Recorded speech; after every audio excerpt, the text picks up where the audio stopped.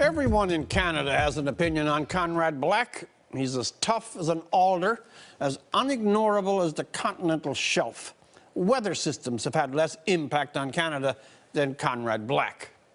Mr. Black, or to revert to the full rolling nomenclature with which he delights to cloak himself, Baron Lord Black of Cross Harbour, may have resigned his citizenship after quarrelling with the brittle and long-memoried Jean Chrétien. But Mr. Black is himself a living piece of Canadiana. He may, in pique or on purpose, have given up on Canada, but Canada cannot extricate itself from him.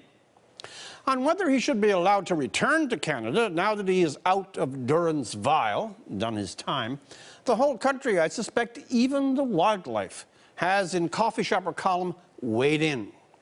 Mr. Black has a strong talent for upbraiding his enemies and swaddling his fans.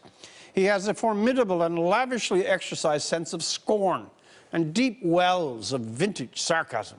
He collects foes like others collect china. He has, or had, though this will never be allowed by him, a talent, an almost unappeasable appetite for bringing massive trouble onto himself.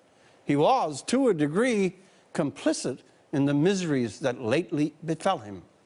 We must note, however, that he despises most journalists. So, mindful of W.C. Field's excellent example, he really cannot be all bad. On the other hand, take some notice, please, of how he has handled himself since the Great Fall. A man of deep, even radical, self-regard and pride, he has weathered the hisses of his foes, the desertion of lifelong friends, the elaborate pursuit of a special prosecutor, and never hidden, withdrawn, or bowed his head. Mr. Black doesn't wince or duck. He took his punishment manfully, found fellowship with those he otherwise would never have known of, continued to write, and never once withdrew from the glare of the media or the gloating of his many critics. Rattler ratted. Black stood his ground. He deserves credit for this.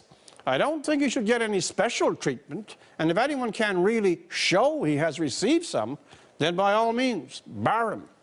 But neither should he be scourged for personal qualities, like his admirable taste for plain words and short sentences, and a prose style that breathes humility down to the last demotic monosyllable. Nor should the nursed animosities of chartered black haters keep him out of his home in Toronto and away from his deeply cared-for wife. Her steadfastness and loyalty during this painful twilight has about it very much to admire. And will we not all agree that compassion has some claim on the Canadian soul? It's easy or small to pile on now. He went to trial, fought, lost, served his time, even the second returned to jail, all without whining. But more, Conrad Black, like him or not, has added color and texture to this country. He's a whole chapter in the story.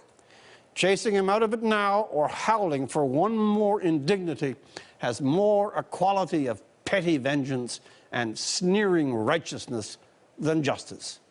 For The National, I'm Rex Murphy.